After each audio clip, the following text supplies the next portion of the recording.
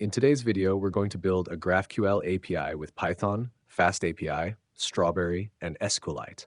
If you watch until the end, you'll understand how to create a database, how to build a FastAPI server with GraphQL, and how to test everything step by step in Postman. Before we start coding, we need to install a few modules with pip. You can run this command to install the required packages. I had already installed them earlier. Once you install these modules, we're ready to move forward. The first thing we need to do is set up our database.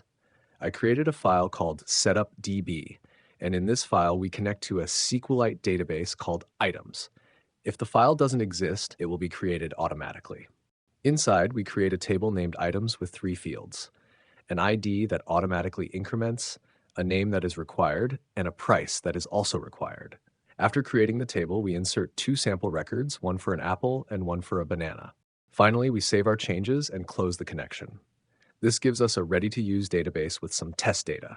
The reason we do this first is so that our API has some data to work with when we start building queries and mutations.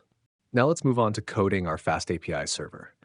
In the app file, we first import the libraries we need and define our database path. We then create a GraphQL type called item, which represents the structure of each record in our database. To make working with the database easier, we add a helper function that opens a connection and sets up rows so we can access them like dictionaries. Next, we define our queries. The first query returns all items in the database. The second query allows us to fetch a single item by its ID.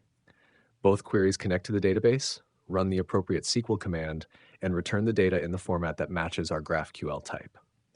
After that, we define our mutations. Here we have a mutation that allows us to insert a new item into the database by providing its name and price. When it's done, it returns the newly created item back to the client. With queries and mutations ready, we combine them into a schema, set up our FastAPI app, and include the GraphQL router. This exposes everything under the /GraphQL endpoint. At this point, our server is ready to run. You can see the command on the screen. Once the server is running, we can test it either in the browser with the GraphQL playground or directly in Postman. Let's try it out in Postman. Remember to make a post request and choose GraphQL as the body type. First, we'll run a query to get all items in the database. You should see the apple and banana that we inserted earlier. Then we can run another query to fetch a single item by its ID, for example, the apple. Now let's take a look at the other item, which is ID 2. After that, we'll run a mutation to insert a new item, in this case a pair with a price. The server will add it to the database and return it back to us. Finally, if we fetch all items again, you'll see that we now have apple, banana, and pear together. And that's it.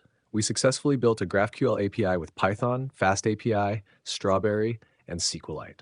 We created a database, defined queries and mutations, and tested everything step by step in Postman. I hope this was helpful for you.